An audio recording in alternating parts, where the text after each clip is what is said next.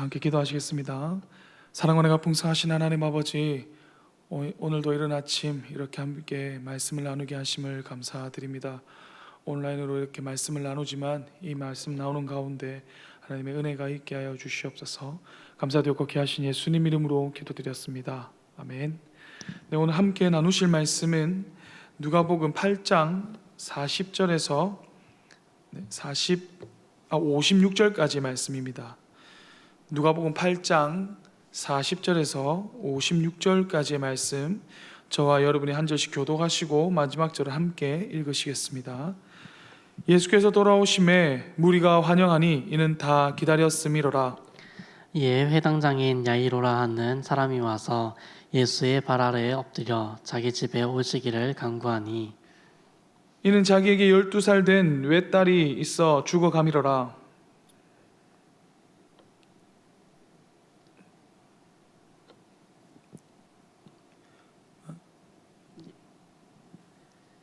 이에 12회를 혈류증을 앓는 중에 아무에게도 고침을 받지 못한 여자가 예수의 뒤로 와서 그의 옷가에 손을 대니 혈류증이 즉시 그쳤더라. 예수께서 이르시되 내게 손을 댄 자가 누구냐 하시니 다 아니라 할 때에 베드로가 이르되 주여 무리가 밀려들어 미나이다. 예수께서 이르시되 내게 손을 댄 자가 있도다. 이는 내게서 능력이 나간 줄 알미로다 하신대. 여자가 스스로 숨기지 못할 줄 알고 떨며 나와 엎드려 그 손 댄 이유와 곧 나은 것을 모든 사람 앞에서 말하니 예수께서 이르시되 딸아 내 믿음이 너를 구원하였으니 평안히 가라 하시더라. 아직 말씀하실 때에 회당장의 집에서 사람이 와서 말하되 당신의 딸이 죽었나이다.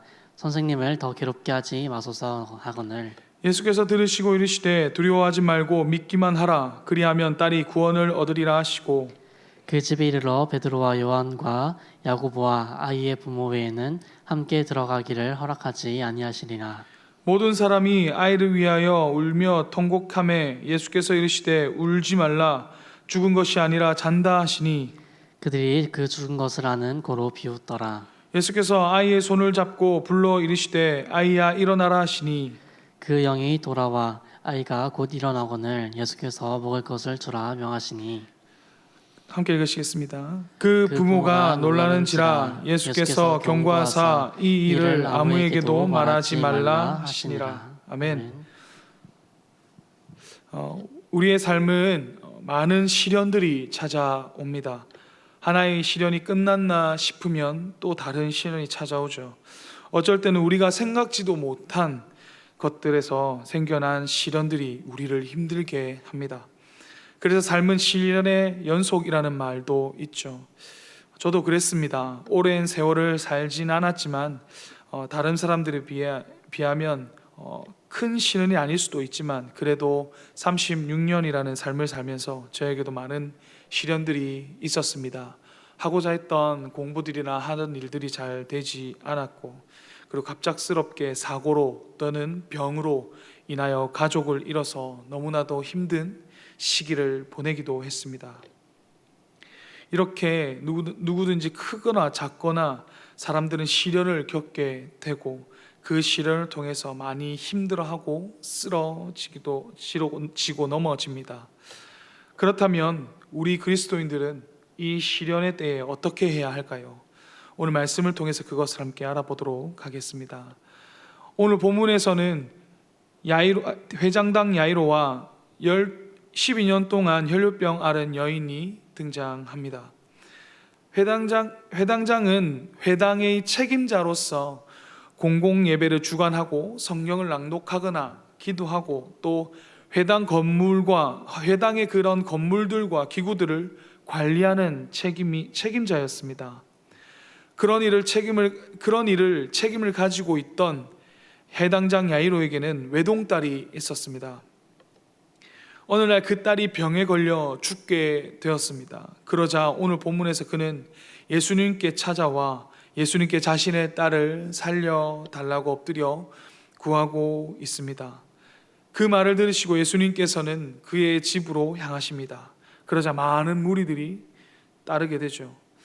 그렇게 야이로의 집으로 가고 있는데 그때 12년 동안 혈류병을 앓은 여인이 등장합니다.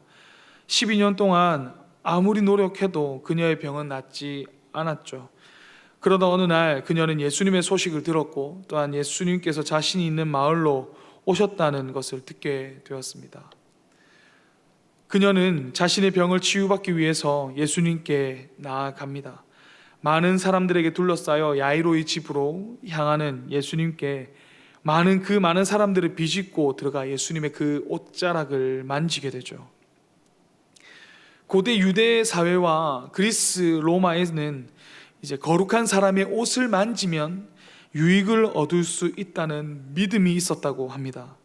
그래서 그녀는 그 믿음을 가지고 예수님께서 거룩한 자이심을 믿고 예수님의 옷자락을 만지면 병이 낫게 될 것이라는 믿음을 가지고 예수님의 옷자락을 만지게 된 것입니다. 그랬더니 어떻게 되었습니까? 오늘 본문 44절을 함께 읽어 보시겠습니다. 44절입니다. 시작. 예수의 뒤로 와서 그의 옷가에 손을 대니 혈루증이 즉시 그쳤더라. 그녀가 믿음으로 예수님의 옷을 만지는 순간 12년 동안 아무리 노력해도 낫지 않던 병이 깨끗하게 나아버린 것입니다. 그러자 예수님께서는 자신의 옷을 만진 자가 있다 하시며 누구인지 물어보십니다. 그때 그녀는 그 말을 듣고 자신이 숨길 수 없음을 알고 두려운 마음으로 예수님 앞에 나아가 엎드리게 됩니다. 여기서 그녀가 두려워하며 예수님께 나아갈 수밖에 없었던 이유가 있습니다. 당시 혈류병을 앓은 자들은 부정한 자로 여겨졌습니다. 그래서 그들은 보통 사람들과 함께 지내는 것이 아니라 격리되어서 살아야 했습니다.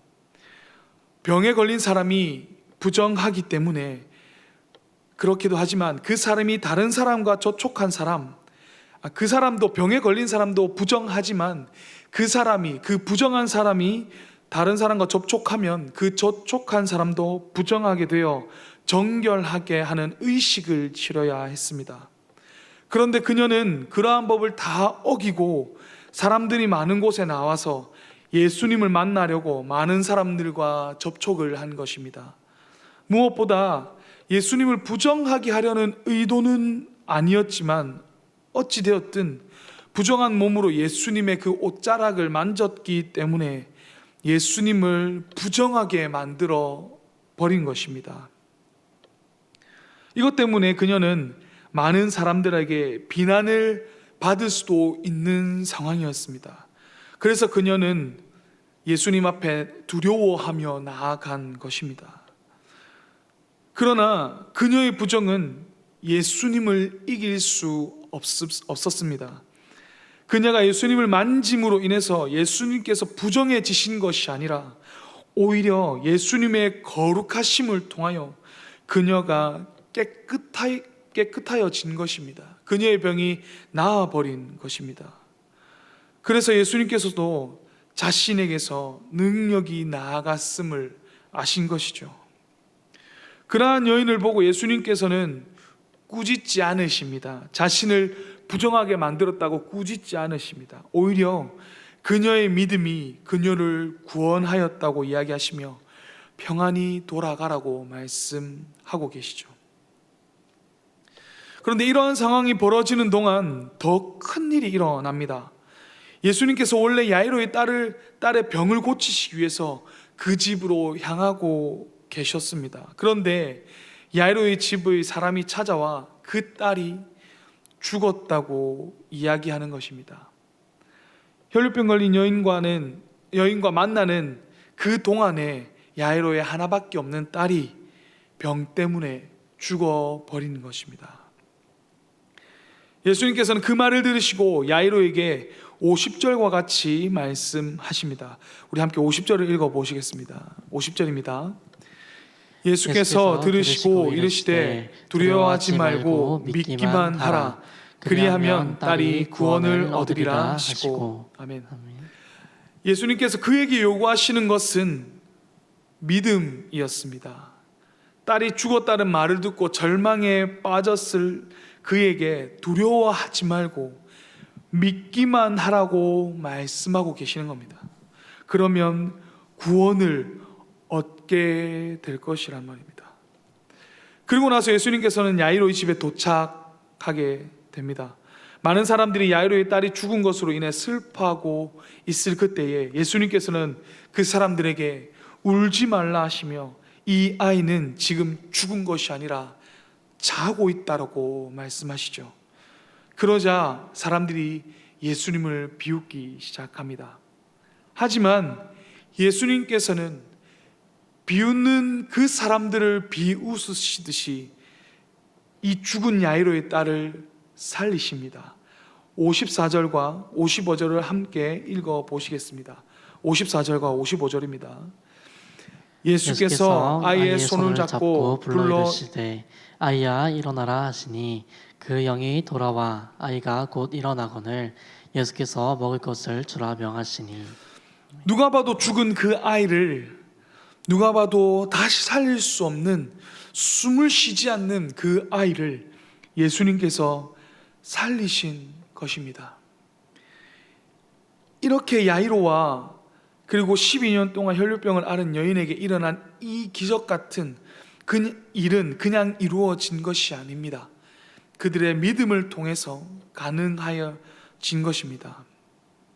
혈류병을 앓은 여인은 자신의 병 때문에 12년 동안 고생하면서 자신의 삶에 희망이 없고 소망이 없다고 여겼을 것입니다. 그래서 신을 원망하며 삶을 포기하고 싶었을 것입니다. 그러한 시련 속에서 그녀가 믿음으로 바라보고 나아간 분이 바로 예수님입니다.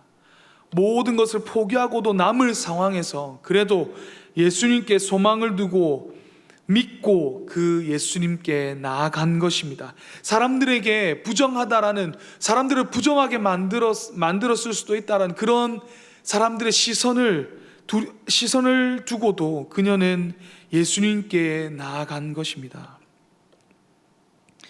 그래서 그 믿음이 그녀를 구원하였다고 예수님께서 말씀하고 계시는 것입니다. 야이로도 마찬가지입니다. 자신의 딸이 죽었다는 이야기를 듣고 분명 절망했을 것입니다. 어쩌면 시간을 지체한 예수님을 원망했을 수도 있습니다. 조금만 더 빨리 갔으면, 조금만 더 지체하지 않았으면 우리 딸이 살았을 텐데 하면서 원망했을 수 있습니다. 하지만 예수님께서 믿기만 하라는 그 말을 듣고 그냥 예수님을 믿기 시작했습니다.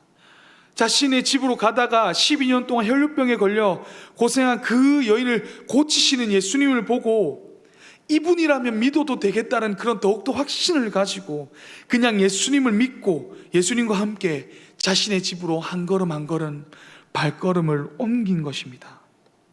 그랬더니, 그렇게 믿음으로 나아갔더니 예수님께서 자신의 딸을 살리시는 그런 기적을 보게 된 것입니다. 우리에게도 이러한 믿음이 필요합니다. 우리의 삶 속에 끊임없이 찾아오는 시련 가운데 우리가 해야 하는 것은 믿는 것입니다. 우리의 죄를 사하시고 사망에서 생명으로 옮기신, 구원을 베푸신 그 예수님께서 우리를 살리실 것이라는, 우리를 이 시련에서 건지실 것이라는 믿음을 가지고 살아야 하는 것입니다.